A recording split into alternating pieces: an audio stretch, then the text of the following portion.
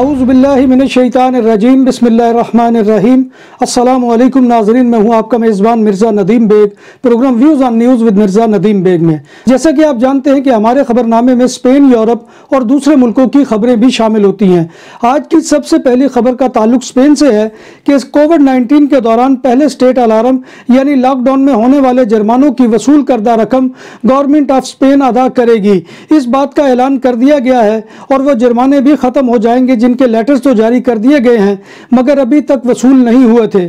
یاد رہے کہ پہلے لاک ڈاؤن کو اسپین کی آئینی عدالت نے غیر قانونی قرار دیا تھا، لہٰذا اس دوران ہونے والے جرمانے بھی ختم ہو گئے ہیں۔ پہلے لاک ڈاؤن کی مدت 13 مارچ 2020 سے شروع ہوئی تھی اور 21 جون تک جاری رہی تھی اور اس کی کل مدت 6 ماہ تھی۔ ابھی عدالت نے دوسری مدت کے بارے میں فیصلہ نہیں دیا جو اکتوبر 2020 سے شروع ہو کر 6 ماہ تک جاری رہی تھی۔ پہلے اسٹیٹ الارم میں 1,46,000 شکایتوں پر جرمانے درج کیے گئے تھے اور پہلے لاک ڈاؤن میں خلاف ورزی پر 300 سے لے کر 600 یورو تک کے جرمانے کیے گئے تھے۔ اسپین میں پاکستانی ہیئر ڈریسر محمد عمران شہزاد نے بہادری کی تاریخ رقم کر دی اور پولیس موسس دے اسکواڈرا کی جانب سے انہیں بہادری پر اولیسا دے منصرات میں ایک تقریب میں کانسی کا میڈل بطور انعام دیا گیا جو انہیں کاتالان سیکرٹری داخلہ اوریل ایمبروس نے پیش کیا۔ پاکستانی ہیئر ڈریسر محمد عمران شہزاد نے 7 جولائی 2020 کو سان خوان دے ڈسپی میں ایک بینک ڈکیتی کو ناکام بنایا تھا اور محمد عمران شہزاد نے نہ صرف بینک ڈکیتی کو اپنی بہادری سے ناکام بنایا بلکہ مسلح ڈکیت کو بھی گرفتار کروایا تھا۔ پاکستانی ہیئر ڈریسر محمد عمران شہزاد نے بینک میں جب ایک شخص کو مسلح دیکھا تو وہ اس پر جھپٹ پڑے اور اسے بے بس کر دیا۔ ڈکیت کو قابو کرنے کے لیے محمد عمران شہزاد کو 7 منٹ تک جدوجہد کرنا پڑی تھی۔ اس دوران پولیس نے موقع پر پہنچ کر ملزم کو حراست میں لے لیا تھا۔ اس واقعے کے بعد مقامی کمیونٹی میں پاکستانی کمیونٹی کی عزت میں اضافہ ہوا ہے۔ پاکستان کے صوبہ والنسیا کے قصبے آلدیا میں ایک شخص نے اپنی ماں کو چاقو کے وار کر کے قتل کر دیا۔ اس نے چاقو سے ماں کا سر تن سے جدا کر دیا۔ اس کے بعد ملزم نے ایمرجنسی سروسز کو بلا کر خوفناک قتل کا اعتراف کیا۔ ملزم ہسپانوی شہری ہے اور اس کی عمر 56 سال ہے۔ اس خوفناک قتل کی وجوہات کے بارے میں ابھی پولیس حکام نے واضح نہیں کیا۔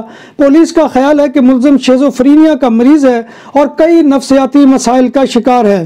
ہسپانوی گواردیا سول نے ایک آپریشن میں مالاگا میں 2 افراد کو گرفتار کر لیا جن کے بارے میں شبہ ہے کہ ان کا تعلق مسلمانوں کی دہشت گرد تنظیم داعش سے ہے۔ پولیس گرفتار افراد کے بارے میں تفتیش کر رہی ہے۔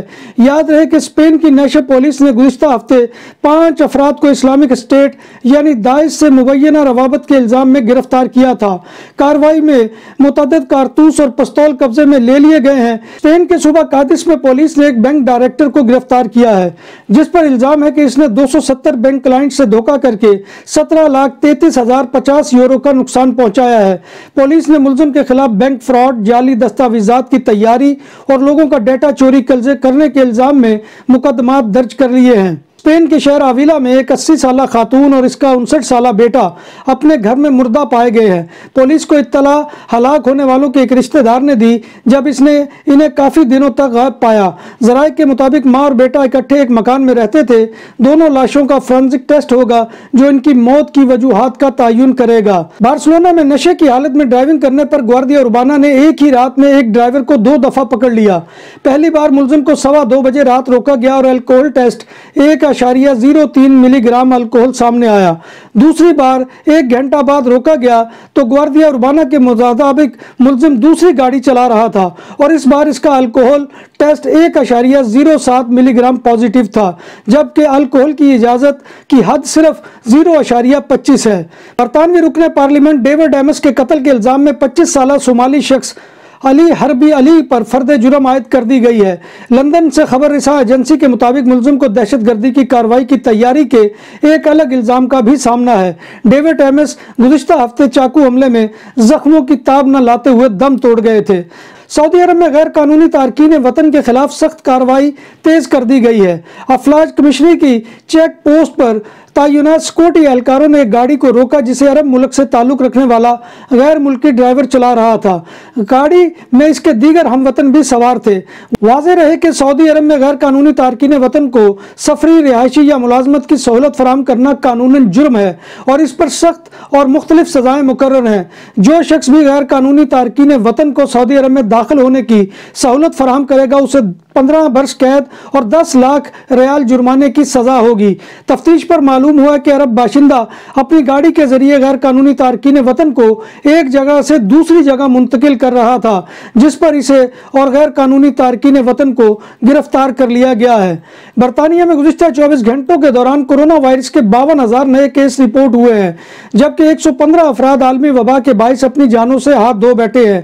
برطانیہ میں کورونا کے نئے کیسز میں تیزی سے اضافہ ہو رہا ہے۔ جب بات ہو 100% حلال کھانوں کی تو ایک ہی نام، عادل تندوری ریسٹورنٹ۔ بارسلونا میں مہمان نوازی کا پہلا نام عادل تندوری ریسٹورنٹ، بر صغیر کے روایتی حلال کھانوں کا مرکز۔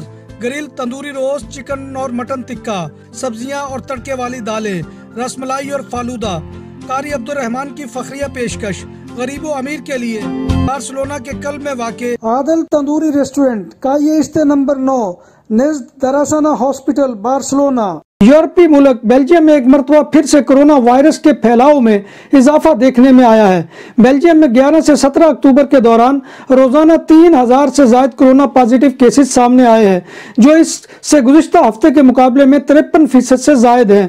وائرس کے اس پھیلاؤ کے نتیجے میں 14 سے 20 اکتوبر کے دوران 80 افراد کو روزانہ ہسپتال میں داخل کروایا گیا، جبکہ 11 سے 17 اکتوبر کے دوران کرونا وائرس کے باعث روزانہ 12 افراد ہلاک ہوئے۔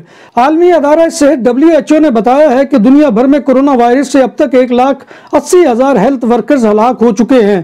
عالمی ادارہ صحت کا کہنا ہے کہ ہیلتھ ورکرز کو کرونا وائرس کی ویکسین کی فراہمی اولین ترجیح ہونی چاہیے۔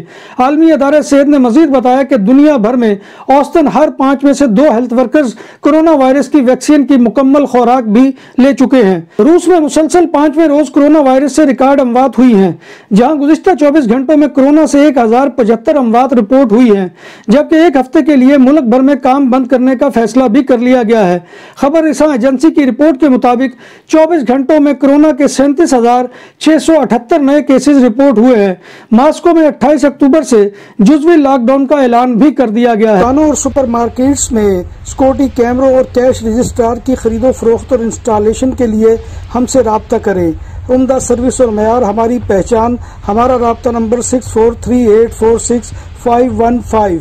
امریکی ڈاکٹروں نے کامیابی کے ساتھ ایک ایسے شخص کے جسم میں سور کا گردہ ٹرانسپلانٹ کیا ہے جس کا دماغ مردہ ہو چکا ہے۔ ڈاکٹروں کا کہنا ہے کہ یہ ایک انتہائی اہم تجربہ ہے جو مستقبل میں انسانی اعضاء کی احتیاط میں قلت کا مسئلہ حل کر سکتا ہے۔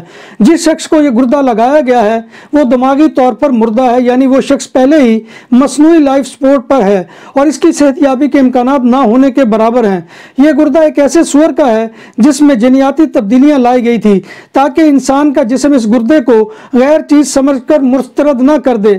ٹرانسپلانٹ کے لیے سور کے اعضاء کا استعمال کوئی نئی بات نہیں ہے۔ سور کے دل کا والو بھی انسانوں میں استعمال کیا جاتا رہا ہے۔ چین کے سائنسدانوں نے 10 منٹ میں کووڈ-19 کی تشخیص کرنے والا ٹیسٹ تیار کر لیا ہے۔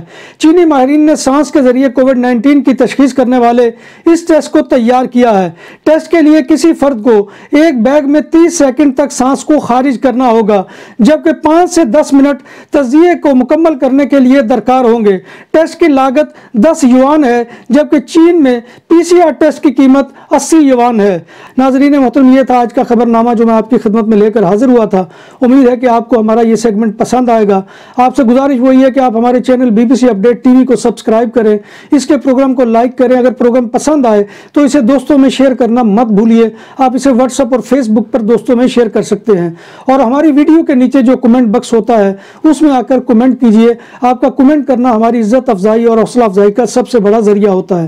اللہ تبارک و تعالیٰ کے حضور دعا ہے کہ وہ ہمیں ایمان اور صحت کی سلامتی کے ساتھ زندہ رکھے اور ہمارا خاتمہ ایمان کے اوپر کرے، اور نبی کائنات صلی اللہ علیہ وسلم کی روز محشر شفاعت اور زیارت نصیب فرمائے، آمین یا رب العالمین۔ اسی دعا کے ساتھ اپنے میزبان مرزا ندیم بیگ کو اجازت دیجیے۔